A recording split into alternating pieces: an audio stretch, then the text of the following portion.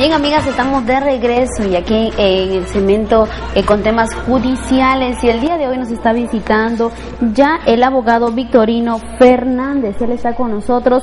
Estaremos hablando de un tema acerca de la situación legal de los combatientes de las Fuerzas Armadas y la Policía Nacional. También nos está visitando el abogado Juan Carlos Alguay Centeno. Así es, Victorina, muy buenos días. Tu saludo para todas las reinas. Bueno, saludarles a todas ellas, que todos los jueves nosotros acá estamos con diversos temas, dándoles unas orientaciones, y el día de hoy casualmente vamos a tocar un tema de suma importancia que se viene viendo el día a día de nuestras Fuerzas Armadas y policiales. Casualmente, el día de hoy estamos acompañados de un doctor que conoce el campo ampliamente. Así es, abogado Juan Carlos, su saludo, por favor. Gracias, Rosario, por la invitación. Efectivamente es un tema muy importante para disertar y desarrollar el tema de el problema legal de la situación actual de los combatientes de las Fuerzas Armadas y la Policía Nacional del Perú. Así es, iniciando con el tema, ¿cuáles son los problemas que se está viendo actualmente con el tema de los combatientes? Bueno, efectivamente, actualmente existe una serie de asuntos, problemas a tratar.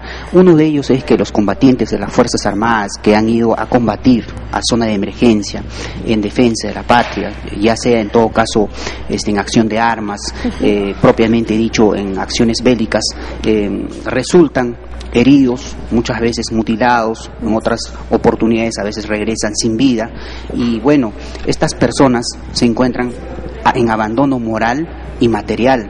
¿Por qué les digo en abandono moral y material? No existe en todo caso las ayudas necesarias que pudiera en todo caso ofrecer el Estado.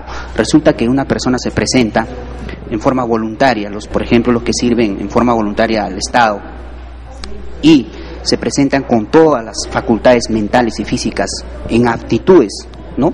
100%, pero regresan, como le digo, sin vida, muchas veces con un brazo, con un pie. Entonces el problema radica en eso, generalmente, o sea, existe un abandono moral y material, una indiferencia total del Estado, y muchas veces no tienen viviendas dignas, no hay atenciones de salud, y si lo hay, de todas maneras, en las Fuerzas Armadas te citan de acá 3 meses, 4 meses o 5 meses, una cosa así, ¿no?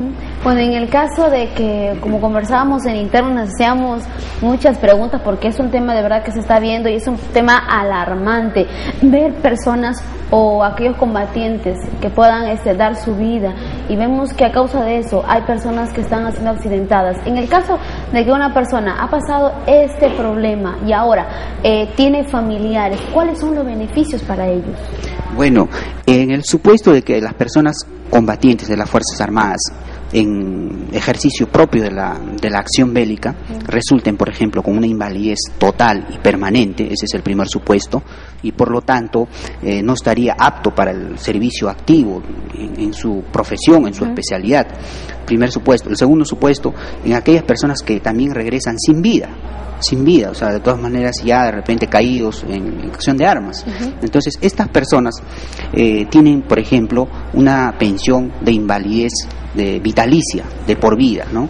Ese es el primer beneficio. El segundo beneficio, el Estado está obligado a indemnizar por seguro y vida con 15 unidades positivas tributarias, pero resulta que actualmente el Estado no le da el íntegro de los 15 unidades positivas tributarias, sino les da la mitad, y por lo tanto estas personas tienen que hacer una acción judicial de un largo aliento en realidad, y además en todo caso demora, todo un tema, ¿no? Ahora, estábamos viendo un tema, ¿verdad? En caso de que esta persona sea soltera, no tiene, digamos, la esposa o los hijos, ¿a quién se le puede entregar aún los beneficios?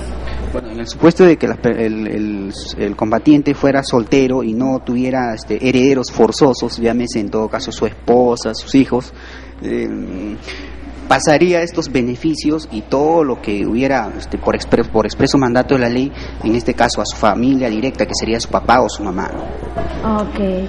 Pero no obstante, acá, doctor, es claro remarcar lo que se menciona, ¿no? Los mandatos de mamá, papá, pero acá muchas veces se ha visto en actos reales, en el acontecer, que aparece por ahí, cuando ya falleció el combatiente, sea pues hablamos que es un combatiente desde un cabo hasta un general, si son caídos en una acción bélica, pues aparece por ahí de repente un hijo y dice, bueno, yo tengo derechos en mi padre, yo soy hijo, ¿correcto? Y entonces se teje ya una serie de incertidumbres para descartar esto, ¿correcto?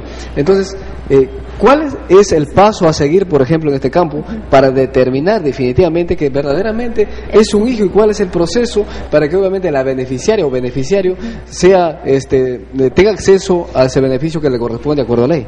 Claro, efectivamente, seguramente también el asunto se presentará en ese sentido, en el planteamiento, en la hipótesis formulada por el colega, ¿no?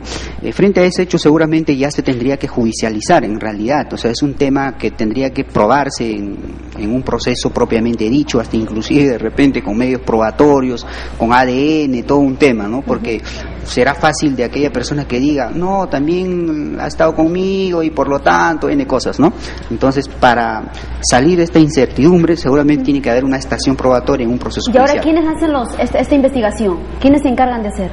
Bueno, propiamente dicho, el órgano jurisdiccional, pero también en todo caso existe una investigación primigenia, primaria, en el área administrativa, o sea, en la entidad donde él habría servido, ¿no? Por decir, en la Fuerza Armada, llámese Marina de Guerra del Perú, Policía Nacional del Perú, o el Ejército, o la Fuerza Aérea, ¿no? Ahora, si este combatiente fuera casado o conviviente, ¿hay una diferencia?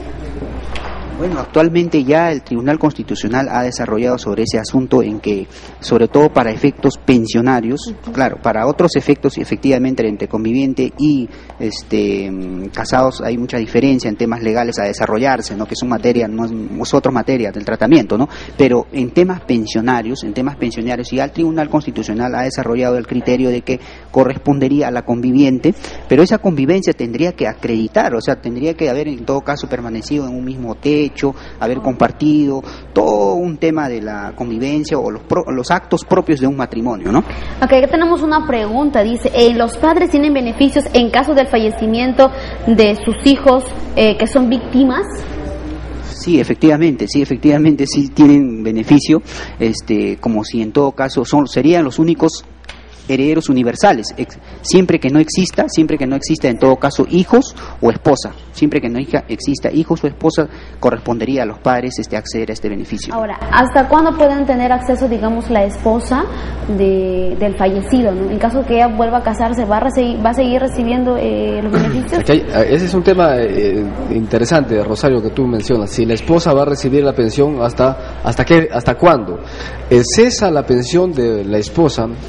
O viceversa, porque también vemos actualmente que también tenemos damas policías. Va a cesar cuando la persona, obviamente, si mantiene la viudez permanente, va a seguir percibiendo, pero si ella contrae nuevamente nupcias, entonces ya cesa la pensión del fallecido, que puede ser el esposo o la esposa, como reitero, hay también combatientes que son mujeres en este campo. Hay que tener presente estas cosas. Y el otro campo es que también hay que tener en consideración que si hay hijos con discapacidad permanente, esos hijos son los beneficiarios directos de la persona fallecida, que es el militar. Si se llega a casar la esposa, igual sigue. Claro, se corta la pensión cuando ya la viuda contrae nuevas nupcias. Correcto, pero la pensión siempre va dirigida en cuando hay un hijo con una discapacidad, o sea, un síndrome de Down, de repente tuvo un percance, él va a percibir la pensión hasta que Dios la quite la vida a él. Eso es en ese campo del ámbito castrense. Un tema también que hay que resaltar, Rosario, es que las personas se están confundiendo. Por ejemplo, si una persona viene sirviendo a las Fuerzas Armadas o la Policía Nacional y cae abatido, pues en casos del Braille que vemos constantemente, que no hace ni un mes que cayeron como 2 personas también.